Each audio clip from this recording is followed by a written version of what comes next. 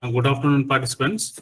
So we are in the fourth day and in the third session of today's event. As I informed earlier, today's afternoon session will be handled by Professor Mamilla Ravi Sankar sir. He is currently an associate professor in the Department of Mechanical Engineering, IIT Tirupati. Prior to this, he worked as assistant professor in IIT Guwahati. And he did his BTech from Venkateswara University, Tirupati, and MTech and as well as PhD from IIT Kanpur. So, Sir is associated with IIT Kanpur, IIT Guwahati, and IIT Tirupati. So, his research group focuses on micro nano manufacturing, sustainable manufacturing, precision 3D printing, online monitoring, biomanufacturing, coatings, tribology, and rheology. His lab also involves in the development of lab-scale innovation to commercial manufacturing products, that is paper to product technologies. Is involved in these technologies. SAR has published over 60 plus internationally reputed journals and 100 international conferences. 6 patents are into his credit, and he edited 2 books and more than 10 book chapters he published. The knowledge transfer of his patent is already transferred to India's leading research laboratories like Central Machine Tool Industry, Bangalore, CMTI.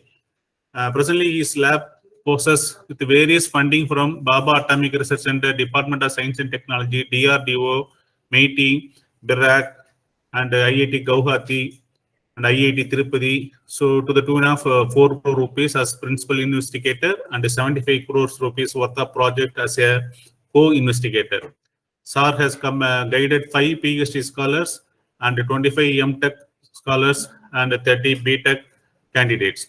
At present, he is guiding 10 PhD students and 4 MS research students and 5 MTech students.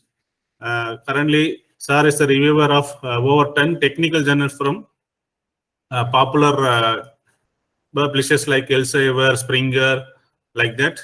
SAR is the reviewer for more than 10 technical journals, and he is the editorial member of IMEC Journal of Micro Manufacturing and guest editor for International Journal of Precision Technology. And SAR also received several prestigious awards like Institution of Engineers India's Young Engineers Award in 2015 and Indian Society for Advancement in Material and Process Engineering and finalist of Indian National Academy of Engineering Young Engineer Award 2014. He and his students received 3 Best Paper Awards in national and international conferences, and SAR got 3 Best Poster Award in national and international conferences. Apart from academic work, he also received Institute Blues, that is Outstanding Sports Personality of IIT Kanpur for his games and sports achievement. So, SAR is very familiar in the area of materials. So, SAR readily accepted our invitation to deliver a session on this ATAL sponsored FTP on 3D printing and design on behalf of Murugappa Polytechnic College and on behalf of Department of Mechanical Engineering and on behalf of all the participants and my own behalf, I welcome Dr. Ravi Sankar sir for this session. Welcome you, sir.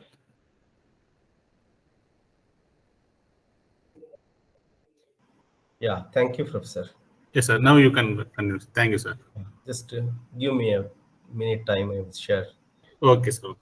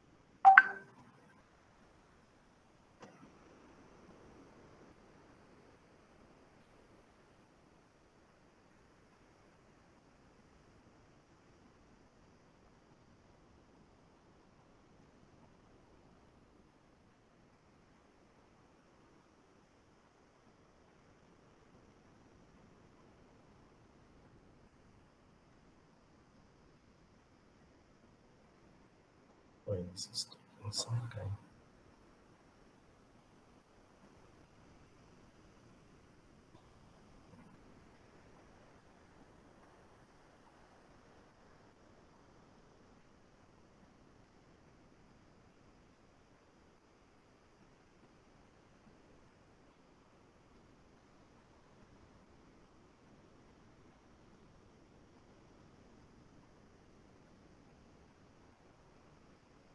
Can you able to see my screen? Yes, sir. It visible, sir. Make it to presentation mode, sir.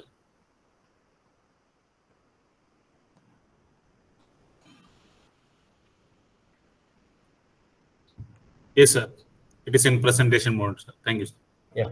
So thank you, Professor Shekhar and other fraternity from Murugappa Group. And it's my pleasure to deliver a talk on some of the advanced things that we try to do at IIT Tirupati as well as IIT Guwahati. Okay, so I'm going to talk on post-processing of additive manufactured simple to complex features. I'm not going to talk on many processes because there are too many processes are there. Only thing that we are going to do or what we are doing at IIT Tirupati, only I'm going to talk. Okay. So let me introduce about IIT Tirupati because IIT Tirupati is a younger institute compared to other premier old generation IITs. We are the third generation IITs, as you can see the yellow.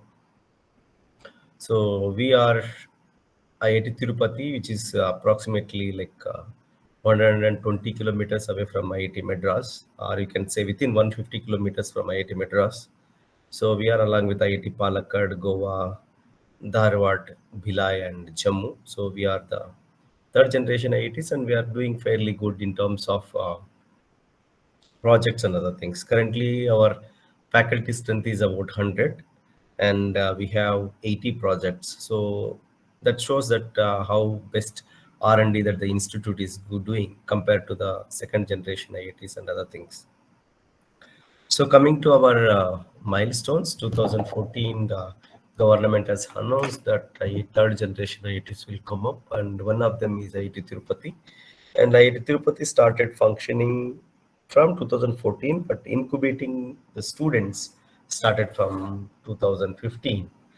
So what is the beauty about IIT Tirupati compared to other IITs like Jammu and other things is that we have, apart from BTech, MTech, and PhD, we have another program called MS by Research, because this particular program is there in IIT Madras, which is a mentoring institute, fortunately, and we have fortunate to have MS by Research. So the reason why I am explaining this particular slide is that IIT Tirupati accepts from government organizations preferably. Okay, it doesn't mean that we don't accept from good private organizations or something. No. So preferably we prefer government organizations to execute or to induct the MS by research if you are a BTech qualified or engineering graduate.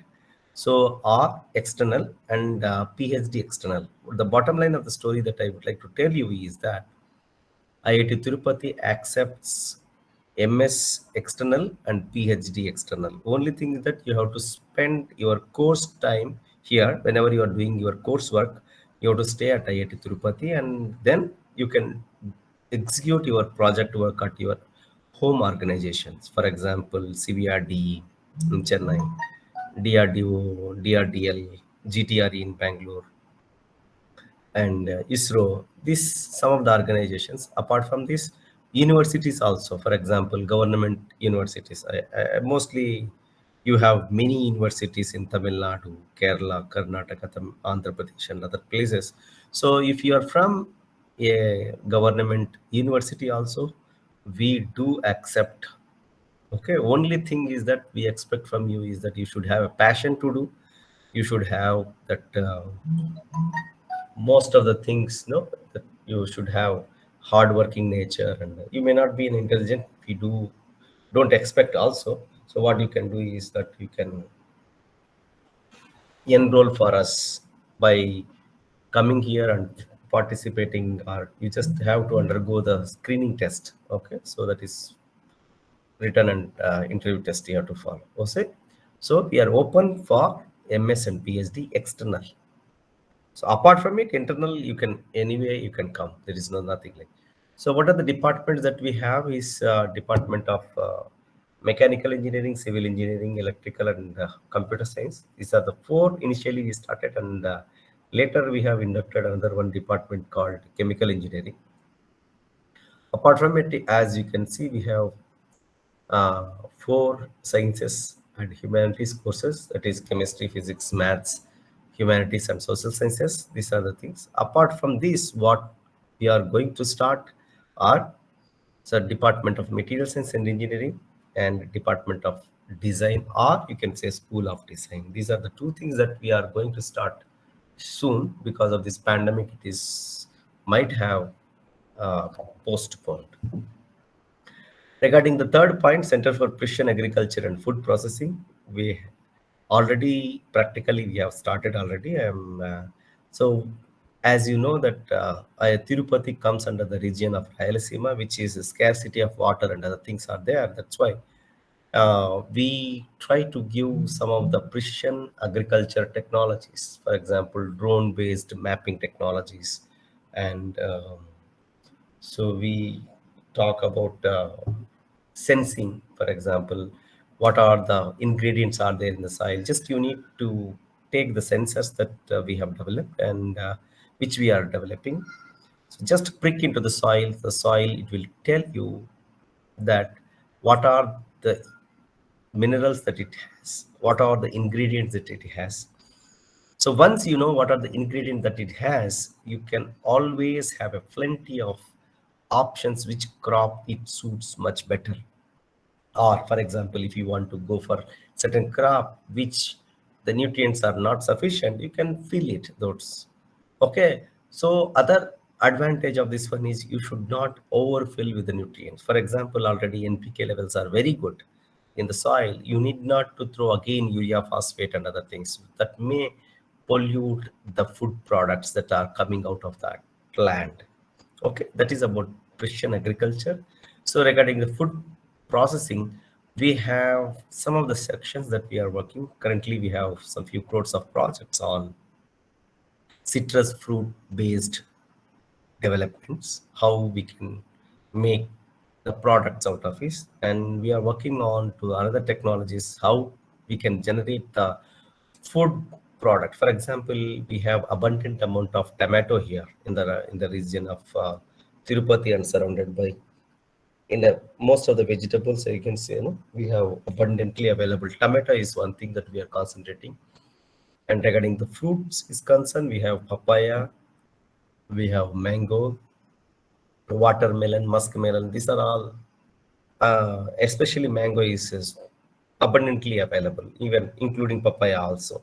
So what I mean to say is that how we can generate the food products out of it that you can preserve for a long time. Indirectly, what I mean to say is that how we can make into a powder form. For example, how I can make mango to a mango powder that anybody can do.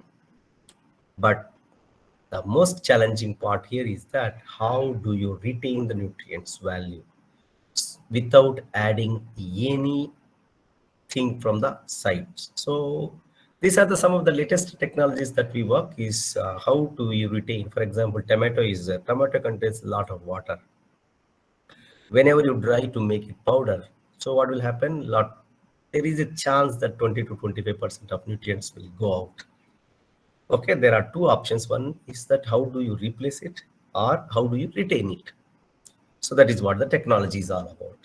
So the fourth one is TAH, which we recently received about 100 to 120 crores on technology incubation hub on precision technologies and positioning. As you were aware of this tsunami and other things. So how precisely you can position that, how you push, you detect the position. Suppose in the radio, people says, we are expecting the thunderstorms and that by today evening. So which is a qualitative statement. Okay. So for example, is that particular person is a good person is a qualitative statement. If you say it is the person is 90% good, that means that it is a quantitative statement. So nowadays people are talking about quantitative values. So that means that you have to say that exactly. For example, if I am saying that this storm and other things, whatever the tsunami or whatever the thing is coming, at 5 it is expected that it will cross the borders around 6 p.m. So it is coming at 5 p.m. itself. So these accuracies and inaccuracies is a big problem. So for that, what we are developing some of the precise positioning technologies, where it is positioned now, and how precisely we can calculate, because nowadays quantum technologies are coming up. So one of the technologies that we are developing is quantum clocks. So these quantum clocks can give much precise way. Okay, I am not directly working on quantum clocks as such, but we support in a TAH, which is about where I am heading one of the division called Precision Manufacturing section, where we need to support some of the technologies that. So the fifth one is CAMOST. CAMOST is Center for Atomic Molecular Optical Sciences and Technologies, where my particular portion of work is regarding laser-based micro-nano manufacturing and optical metrology and other things. These are the things that we are working, and if anybody is interested to join us, we are most welcome. So what are the, in particularly my laboratory works is micro machining and nano finishing group.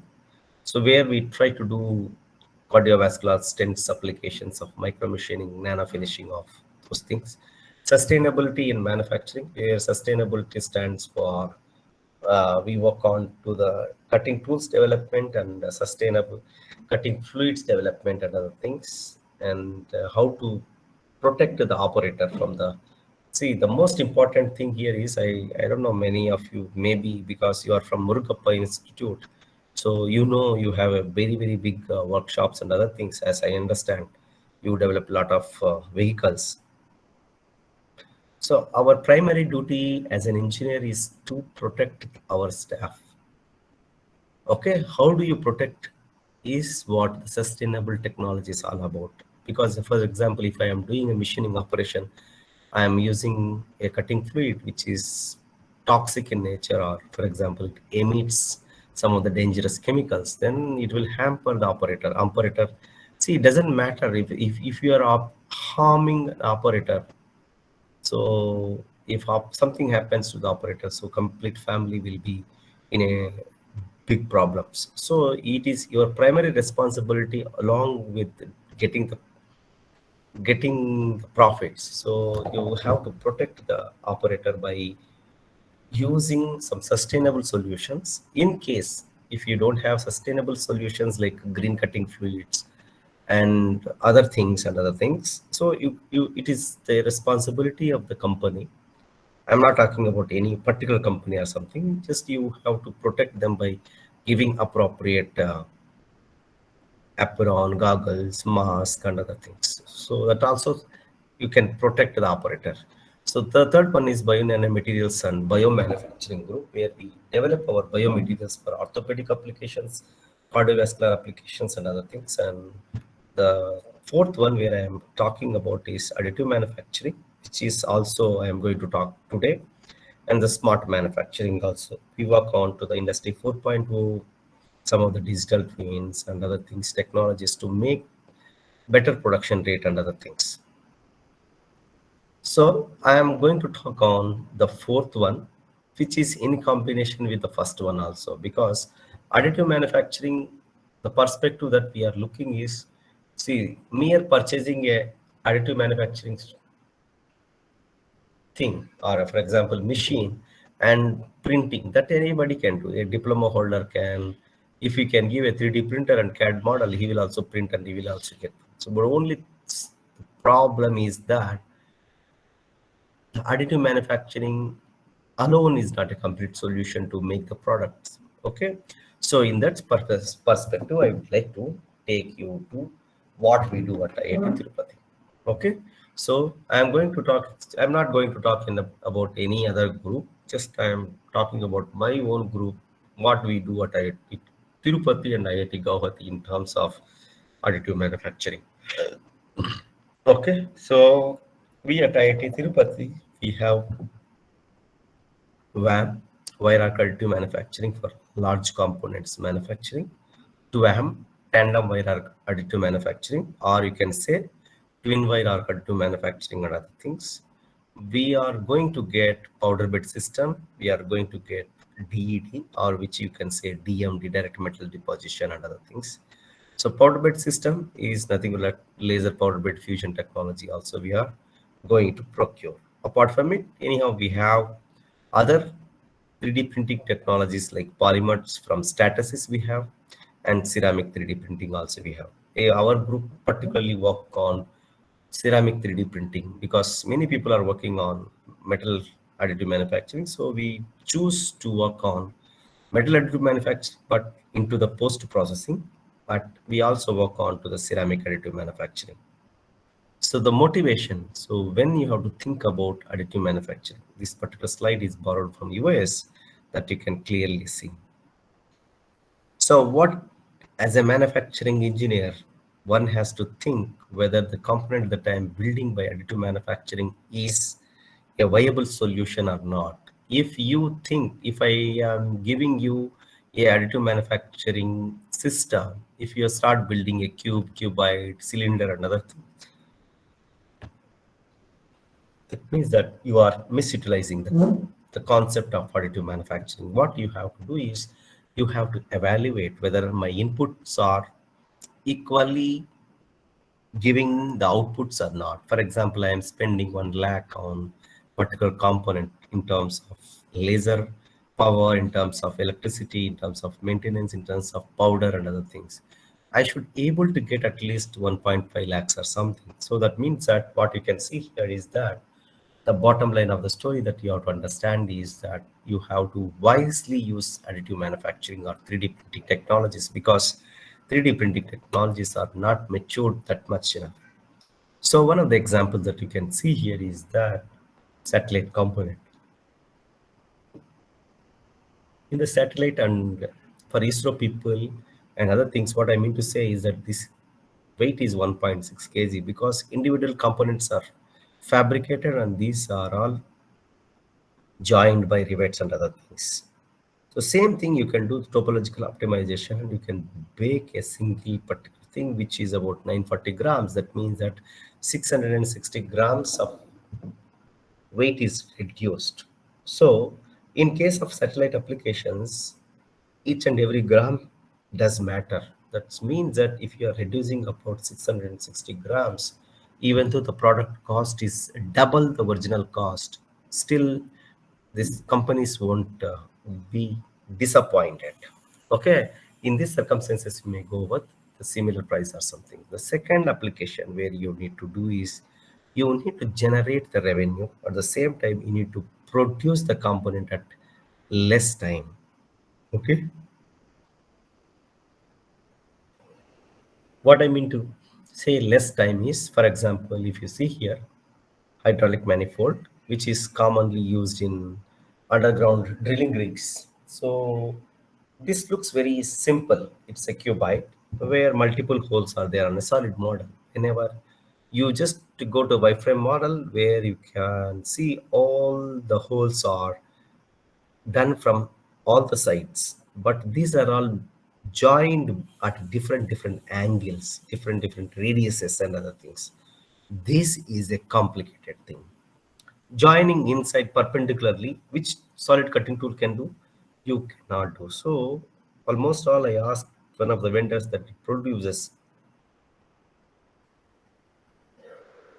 is approximately takes about 1.5 months to 2 months, and the cost will escalate to few lakhs. Sometimes they say that it will cost more than 10 lakhs also. I don't know. See, just I'm saying. So same thing, if you can replicate, or same thing if you can understand the functionality and you can do the 3D printing, you can easily you can do like this. So from where 14.6 kgs to 1.3 kgs, you can cover approximately 93% of the weight. And the cost as well as production time will enormously reduce. That is what the motto of this particular additive manufacturing. Okay, so what are the bottom line of the story that you might have understood here is that where I have to employ this particular process. That thing, if you can understand, you can have a good thing. And the third example, so lattice structures. So in a casting process, for example, if you can do here, the first image you can do in a casting process, or you can even do 3D printing technologies. You can use the 3D printing technologies here. Okay, so you can build it, but the problem here is that if your application is not a load-bearing applications, you can go with this type of functional surfaces where you have the lattice structures. So lattice structures are the structures that you can see at in the inside. Okay, so these are the lattice structures which can reduce the weight indirectly. What is the advantage that we are getting? The advantage we are getting is it is lightweight. Second thing, we are not utilizing the most of the material that is in case of the first one. First one is 5.1 kgs.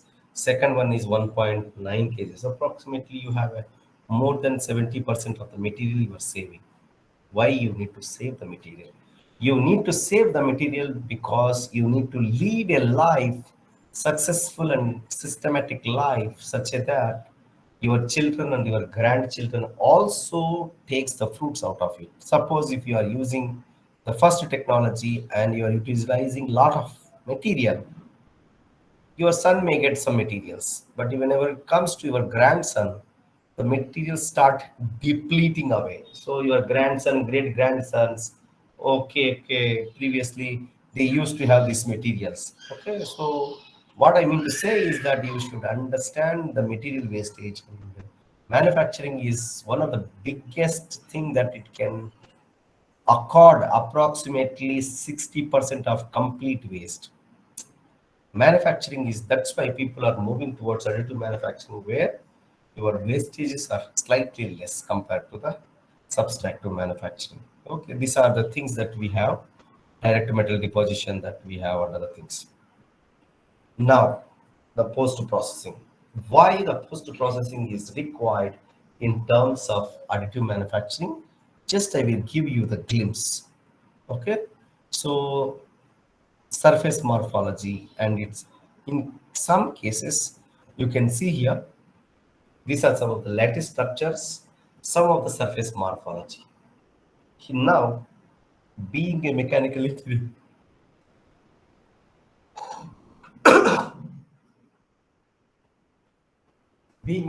engineer, you should understand where I can employ this process. If you deliberately require a lot of surface roughness, and this is one of the best process that you can employ. For example, heat exchangers. Heat exchangers, you require the rough surfaces on the externals, I mean to say, not internal, and where the fluid flows. So that your surface area will be very high and heat dissipation will be very good. Similarly, if you can see SWR socket, this SWR socket is that which normally uses for hip implant applications. Okay, so many of you people, for example, this is texture that you will have. Normally, this will go on attached to the top portion of a hip implant. So there you require very rough surfaces, and you can use those things like this. For example, you can see here SWR socket. So this surface will go and touch to the top surface of your hip, where the friction should be high so that dismantling will not take place.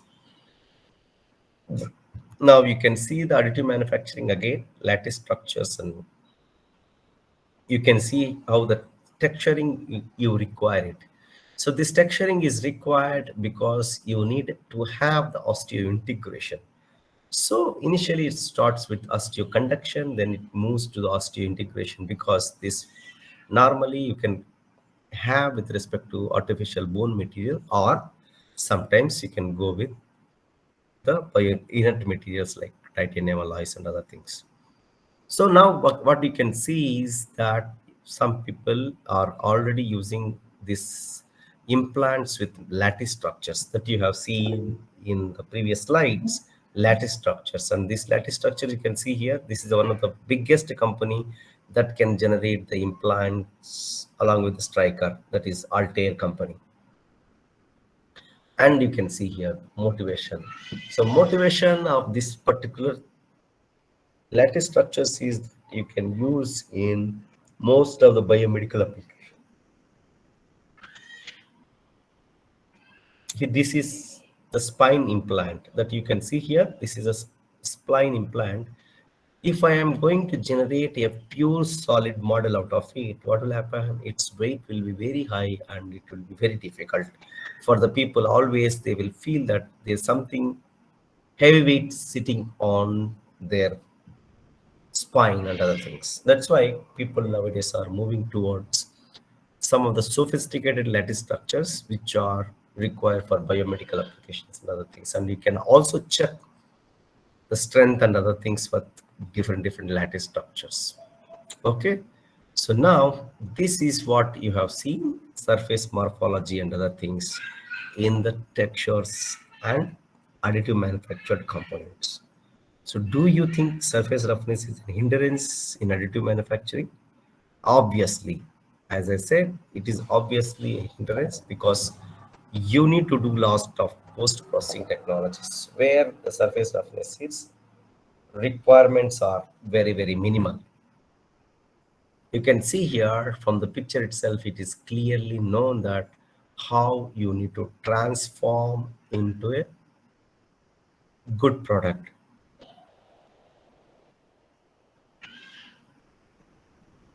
This is the product that people have 3D printed it by using SLM solution that you can see here, selective laser melting solutions. And you need to convert into a final product. You need to convert into a final product for which you have to do the post-processing. So what are the post-processings that we can employ that we'll see? Before that, we'll understand how microscopically the additive manufacturing look like. You see here, so lot of additive manufactured components are there, whose surface roughness is very high. If at all I have done the 3D printing technology and if I am happy about it, no, I am not happy about it because I am unable to use this particular component in that practical application, because first and foremost thing is that you need to dismantle this particular thing from the core which is there. Second, what you require is that you need to do some surface finishing and other things. How do you dismantle? For example, this is there. It's a simple geometry where you have circle and flat surfaces. How do you do this? You can do by some of the milling process and other things. This is additively manufactured component which require the post-processing. Okay. The first, you can see the surface finishing techniques here. The surface finishing techniques are abrasive techniques and abrasive less techniques.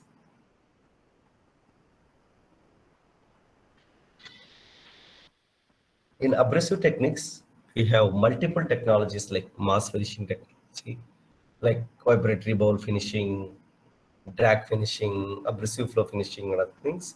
In magnetic field based, magnetic abrasive finishing, rheological finishing, some of the mass finishing process also come as different as per the segment is concerned, that is sandblasting and other things also available.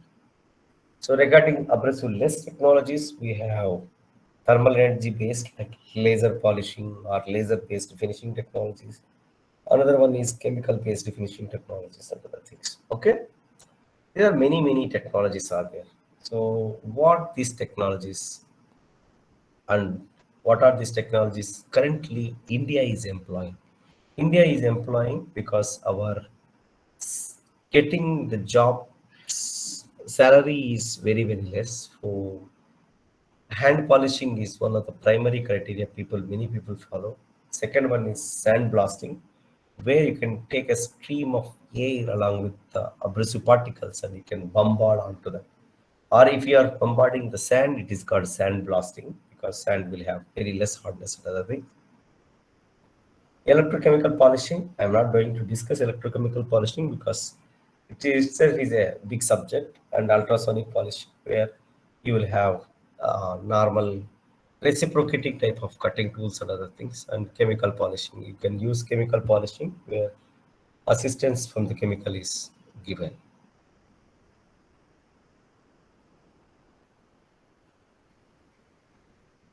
Now, You can see here, first we'll start with abrasive less finishing processes. Okay, so abrasive less finishing processes, the first and foremost process that you can come up with is laser polishing technologies. As you can see here, it has a lot of advantages.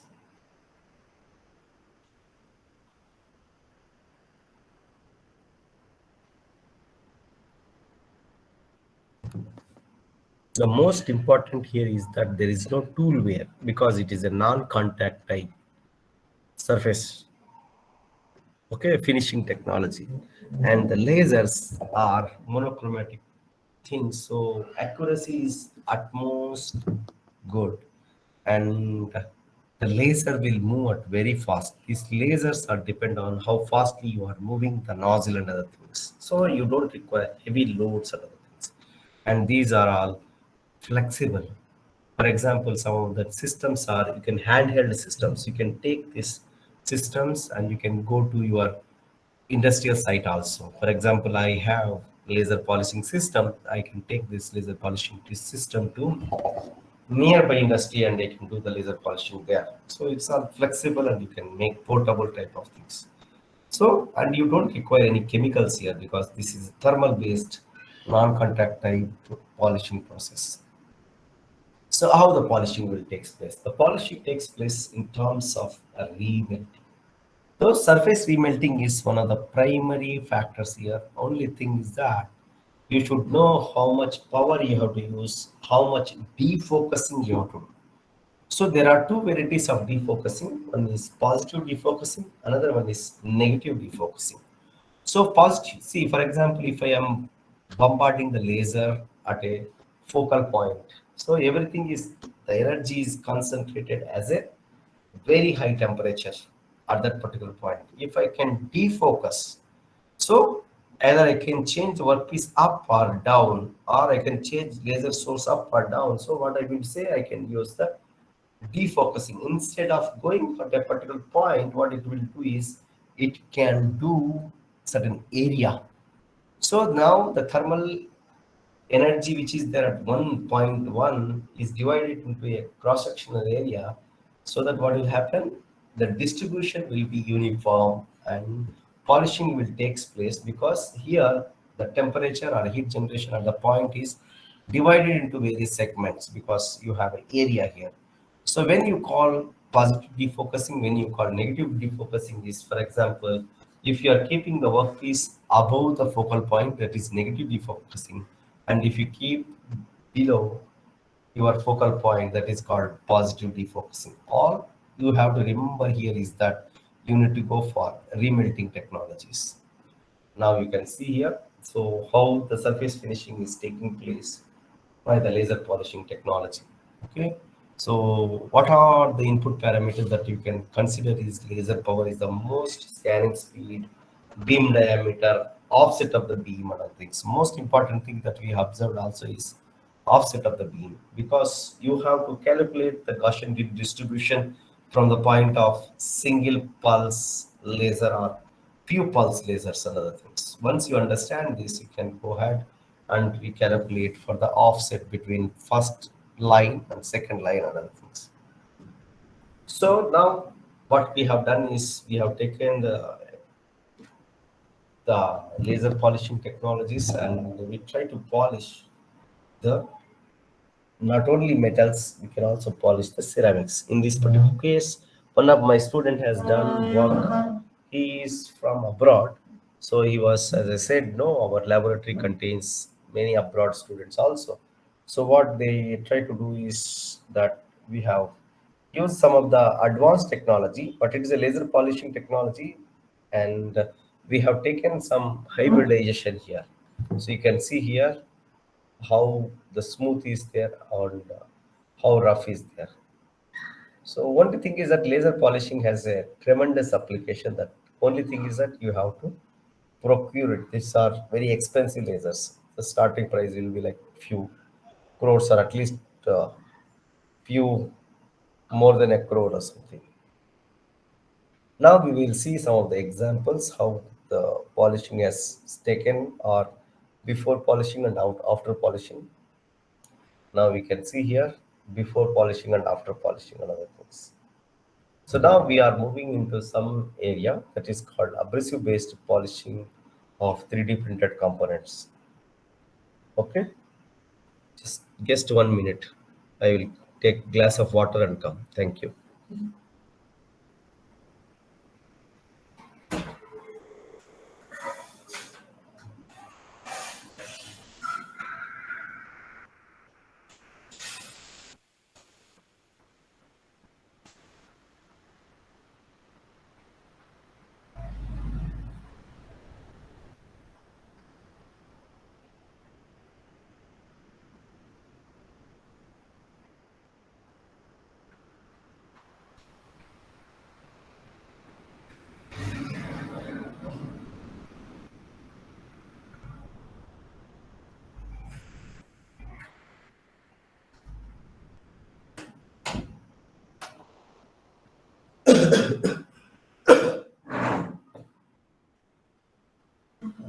Yeah. So now we are moving to another spectrum that is called abrasive based finishing of 3D printed components, which are additively manufactured simple to complex features. So now you can see here how complex are these surfaces look like. Okay. So these type of surfaces, if at all I want to polish, I cannot polish by basic solid cutting tools. Okay, so only thing is that I have to polish by some of the advanced cutting tools. What are those advanced cutting tools? I will let you know. Before that, I will talk about what are the technologies that India is adopting. For example, this type of components, whenever it comes, the people will, what they will do is, first and foremost, technology that they will use is vibratory ball finishing. So the basic thing is it's very good process if you have a casted components and which are not fragile and other things. But when it comes to the uniformity of surface finish, it's a big challenge. Why? So now you can see here, this is a centrifugal disc tumbling process, or you can say it rotates completely. So whenever you rotate, what will happen? The components, there is a tendency of components which lie across the cross section. So the component which is there at the center line of this system may rotate very less distance, and the component which is far away from the central axis will rotate large distance. So for each and every revolution, it means that the component which is there at the central line axis interacts with very less number of abrasive particles, or less number of abrasive particles are taking part in finishing of that particular component compared to the other one which is away from the central line axis. The which is away from the central line axis, which interacts with a lot of abrasive particles, so the finishing rate will be very fast. Now the question here is, whenever it goes to the quality control, so unfortunately randomly picked component, if it is there at the central axis, then gone, complete lot is rejected. Similarly, if we can see centrifugal barrel tumbling process, it works on landsliding mechanism where components in the abrasive place and it will rotate horizontally. The only difference between this process and this process is the tumbling disc tumbling process will vertically works, and barrel tumbling works horizontally. Rest all the things are same. So now one is non-uniformity of surface finish. Second, if the components are fragile and have small features, what will happen is that this may damage, because the components also will collide each other. There is a heavy chance that the particles will collide each other, not only the abrasive particles. Okay. So that is the drawbacks of this process. To overcome that process, people have introduced another process called drag finishing process. Please watch the video.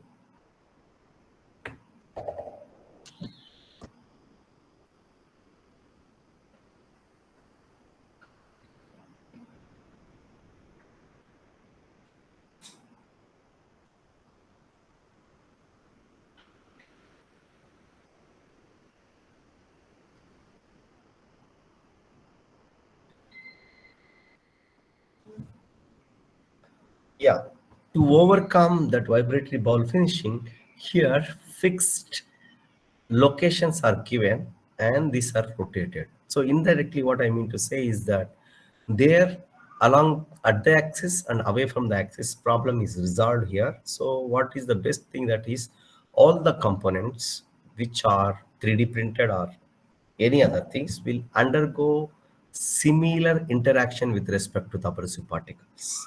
Okay, so that means that approximately all the components will have same surface roughness.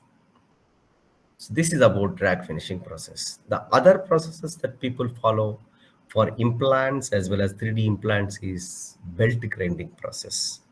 Okay, so the belt grinding process, as you can see here, hip implant, how the people are doing by robotic grinding technologies. Same technology will be adopted for knee implants also. So what is the drawback of the systems? The drawback of the systems is very expensive. For example, robotic grinding, which cost you few crores of rupees. Okay, so at the same time, the basic fundamentally these are not up to the mark because it has interaction with respect to solid interaction. So solid to solid interaction means, for example, if you are hitting a cricket ball, which is a grace ball, to a wall, which is a normally wall, which is there in our houses, and you are hitting with a tennis ball. So tennis ball will have less impact on the wall compared to that. So what I mean to say is that solidity will play. For example, if you remove the tennis ball, for example, you are hitting with a glass of water. So the interaction forces with respect to the cricket ball will be very high compared to the water. So indirectly, what I mean to say is that we need to develop the complex abrasive fluids. Okay, these abrasive fluids will take care of this type of complex features. So one of the techniques that normally we employ at IIT Tirupati and IIT Guwahati is abrasive flow finishing process. The abrasive flow finishing process has mainly three elements. One is machine structure itself, that is machine tool. Second is fixturing. So this is what the fixture is. So where the red one is the workpiece and remaining all are fixture. Fixture function is two ways. One is to firmly hold the component or workpiece. Second, it has to direct the medium to flow across the surface to be polished. It should not flow to the surface where it is don't require. So the most important thing here is that medium or polymer rheological abrasive medium that you can see here. And this, there are three varieties of medium that is commercially available. However, these are expensive. 2 kgs of this particular medium is 5 lakhs rupees. Okay, so the two varieties of fluids normally you can get is low viscous and high viscous. Medium is combination of these two. Okay, so we developed these particular fluids and we have patented this technology with IIT Kanpur. And you can see here, so we are taking a simple cylindrical surface to explain you the physics of the process. So you have viscoelastic medium, or you can say that polymer rheological abrasive medium, where the medium, you are taking a medium component here, and I'm putting a shear stress or shear force. What will happen here is that it contains viscoelastic material. That means that viscous component is there and elastic component is there. Viscous components try to move in this direction because, for example, if I take a honey or water into my hand and try to throw, for example, not like cricket ball or something, just push it with your after taking it to hand, what will happen? It will follow the path that your hand moves or you are applying pressure. That is called viscous dominating fluids. Second thing, elastic. You just take an eraser, rubber, no? So your kids will be drawing another thing. You take an eraser and try to press with your thumb.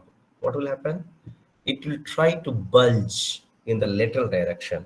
That means that the deformation is, the forces and other things are taking place perpendicularly. Now, you apply this particular technology to abrasive flow finishing. For example, I have viscoelastic material which is supporting the abrasive particle.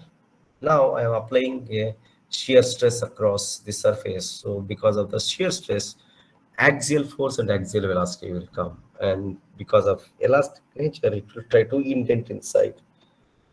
Now, what the advantage here is that you may not get very high forces. The forces are depend purely on this liquid nature. So you can design the polymer network such a way that you can go for how much you want. Okay. So these are the compositions and other things. So as I said, this is a viscoelastic material where viscoelasticity is a time dependent one on other things. For example, this medium, how it behaves. So whenever it flows like a fluid, that means that whenever I make a spherical ball and put on a flat surface, it will take the flatness of the surface. That means that it is flows like a fluid and it is self-deforming also. Self-deforming means with atmospheric pressures itself, it is deforming.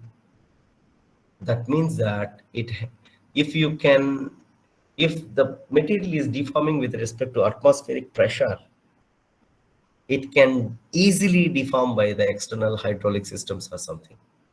So it behaves like elastic ball.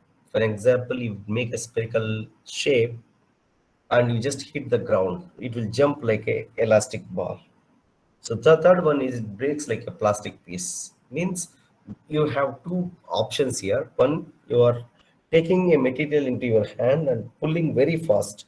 In that circumstances, what is happening is that it will break into pieces. If you are pulling very slowly, it extends like a bubble gum. So now what you understood out of it? What you understood out of it is that the flow and deformation characteristics are completely random, unique, and other things. To understand the flow and deformation studies, we have to study one thing is called rheology. Rheology is nothing but the science of flow and deformation. So we have studied about two mechanisms. One is steady state rheology, another one is dynamic rheology. eh, That you can see here. The standard rheometers are there, which we are procuring. Already we have at IIT Gauhati as well as at IIT Kanpur. We have one rheometer at IIT Tirupati, and we are getting a better one than existing one. So what is here is that we have a bottom plate. You can see the schematic, fixed bottom plate, which is red. It is given red color because heater can be accompanied to it. Second, you have a tool master which is on top, which can be rotatable. The bottom red one is cannot be rotatable. The top one can be rotatable, and you can in between you can place the medium that you can see here in the top bottom one. This is the fixed plate. It is a rotating plate where in between we have the medium. So now we are increasing the shear strain rate. So what you can see here, shear rate. So some people call it as shear strain rate. Some people, most of the researchers who work into rheology may call it as shear rates. So shear rate means you are increasing the tool master RPMs and other things. So as you can see at the early stages, all the curves are following the similar trend. So you can follow any one curve.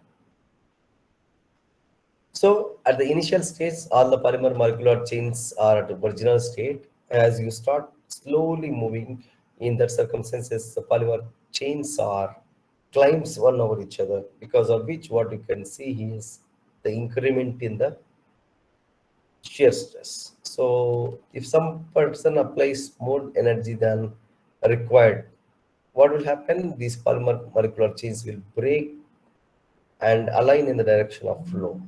Because of that, what you can see here is that in the second region, these things are coming down, the shear stress is coming down. So now this graph is explained from the x-axis. Now I am going to explain with respect to the lessons which are there inside. So plasticity is a percentage which is changed or varied from 7.5 to 12.5. So 7.5 is a greener one and 12.5 is the pink one. Now you can see here from the green one to pink one, it is decreasing trend. Why the decreasing trend is there? So initially I have the viscoelastic material where elastic properties are dominating. So that means that what I mean to say is that previously I have purely polymer. So polymers are high molecular weight materials and plasticizers are low molecular weight materials. Whenever you try to impart the low molecular weight materials into the high molecular weight materials, the low molecular weight materials will try to sit in between two polymer molecular chains and try to kick apart. Initial stage that you can see here, the interpolymer molecular chain distance is very less. That's why cohesive strength will be very high. As you start imparting low molecular weight materials, so what will happen? So high molecular weight materials will try to move apart. That means that we can entertain some of the viscous nature to the medium. So now as you are increasing and increasing the plasticizer, which is low molecular weight material, the distance between two polymer molecular chains will increase. Indirectly, the force of attraction between two polymer molecular chains will decrease. So that is happen. So now the question mark here is that why I am doing this? Why I am doing this is I want to get a viscous and elastic nature as per my requirement. So I am adding. Second, creep recovery test. So for viscoelastic materials and other things. So how the test will be done? The first one, we are just applying some stress and I'm observing the strain with respect to time. Now, $1 billion question here is that how much stress I need to put, that you can get from the lower graph. So first we understand the dynamic rheology, which is at the bottom. Then we go to the top one. So what here is that we have shear stress versus storage modulus, where I am changing the shear stress, but there is no change in the storage modulus. That means that my polymer molecular chains are intact. Indirectly, there is no damage to polymer molecular chains, and it is absorbing the energy. So this particular region is called linear viscoelastic region. So this is called LVE range. If I take any particular value of this thing, I can replicate the original creep recovery test of the polymers. So what I mean to say is that 100 pascals we have taken from here and we have given for the creep recovery test.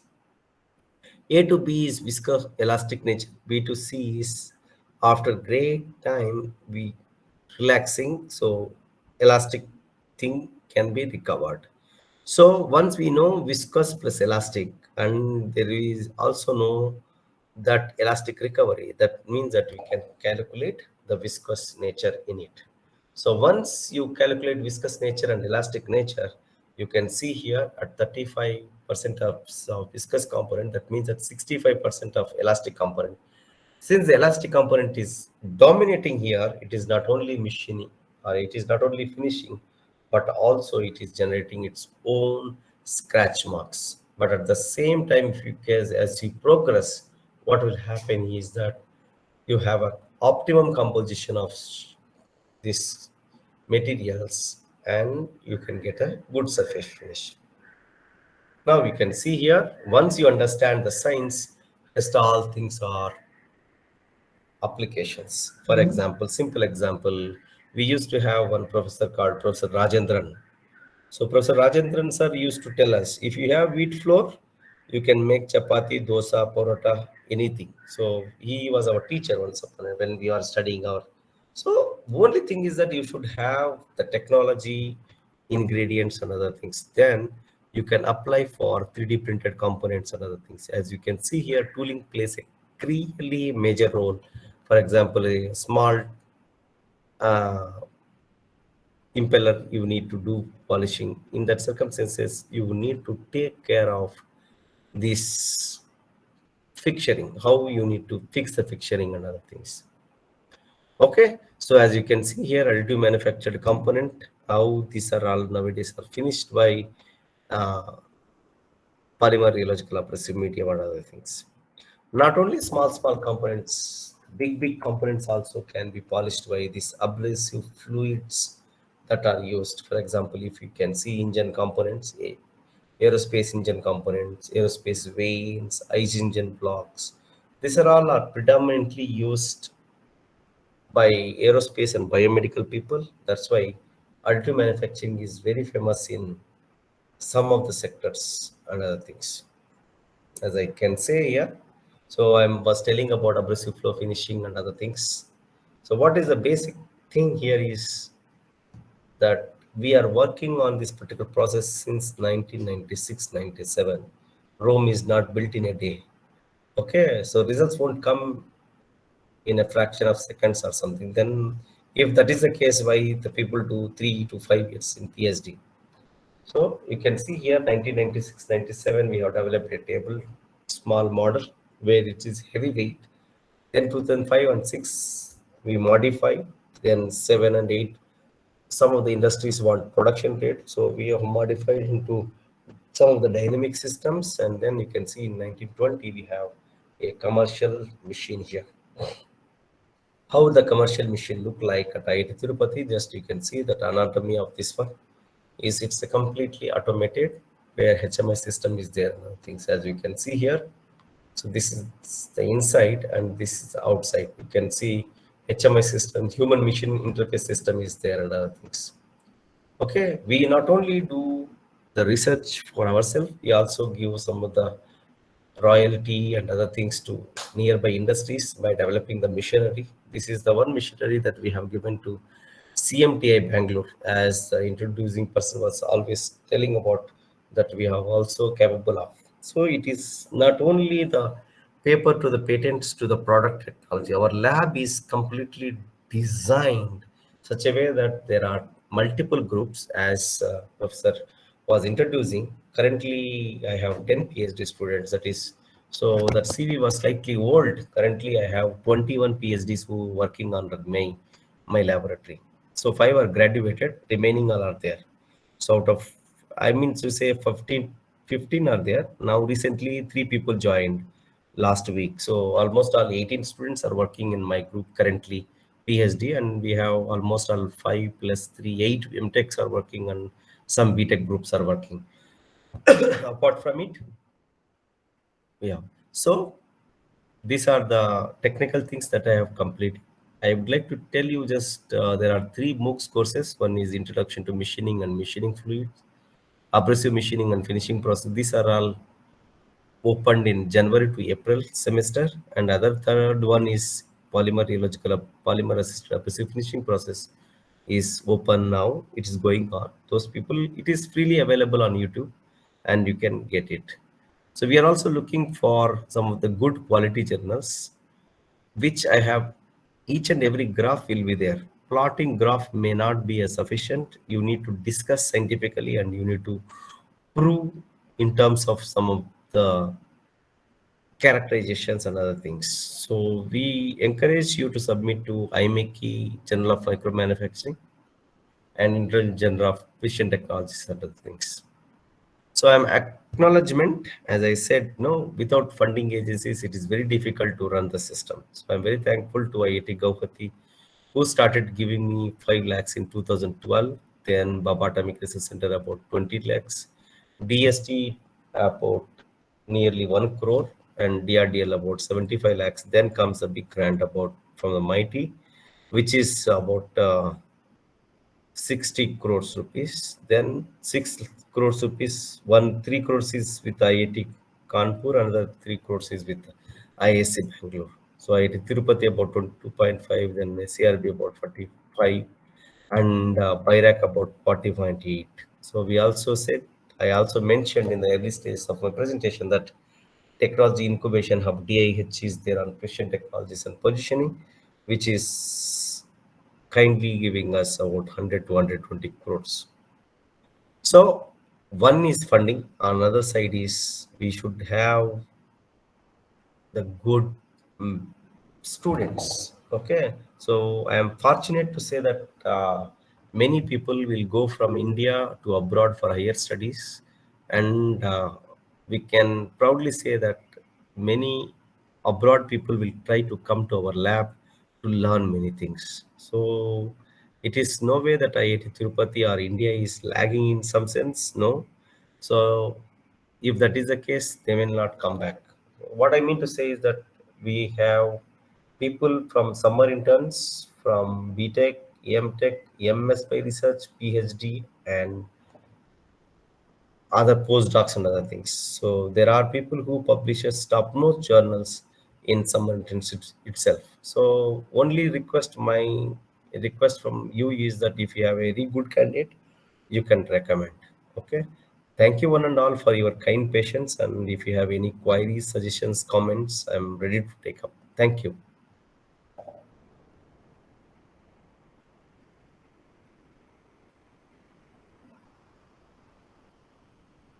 Hello.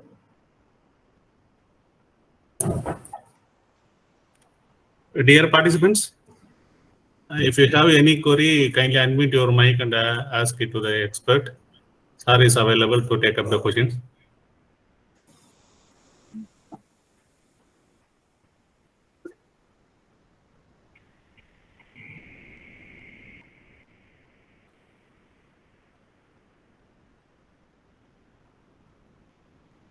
Yeah, you can ask me directly. No need to write or something if you have.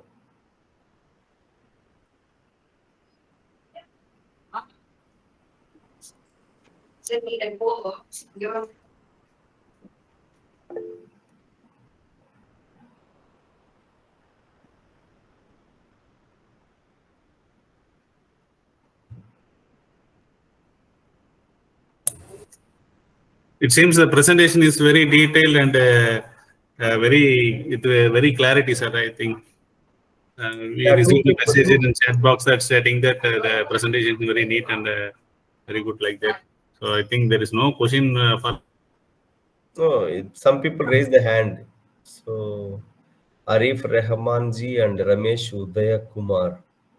If they have any queries, I am happy to take up. Yes, sir. Yes. Yeah, please, you can unmute people and they can ask me if they have any queries.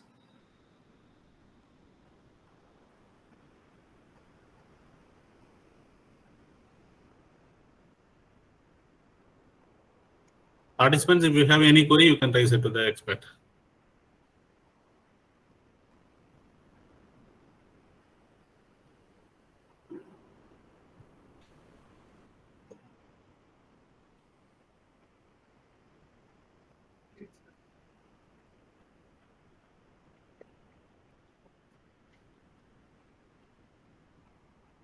Okay, sir. No issue, sir. With your permission, I will share your email ID, sir. If anything, they will get it clarified. Yeah, sure. Later, sir. Sure, Professor. Thank you, sir. Thank you, sir. Thank you, sir. So these people raise the hand. Why? If they have any queries? Ramesh Uday I Kumar. don't know. I don't know, sir. Yeah, Professor Ramesh and Professor Arif Rahman, you have any queries?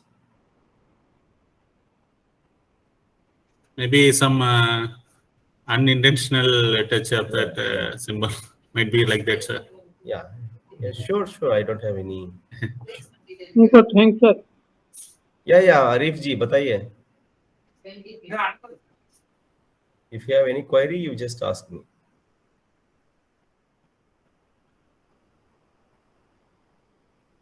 Okay, then I think I don't. Okay, sir. Thank you very much, sir. On behalf of Murugappa Polytechnic and Department of Mechanical Engineering, and on behalf of the participants and my own behalf, our sincere thanks to you, sir, for readily accepting our invitation to deliver the session on this FDP. And your presentation is very informative and useful for everyone. Thank you, sir. Thank you for the wonderful session, sir. Thank you, sir. Yeah, thank you, Professor. Thank you. Thanks. Okay, so those people who have any queries or if they want to work with our group, you're most welcome and write to me anything. Okay, so hope to meet you sometime in this pandemic and other things. Yeah, after once the pandemic is over. Thank you. Thank you, sir. Thank you, Mr. Yeah.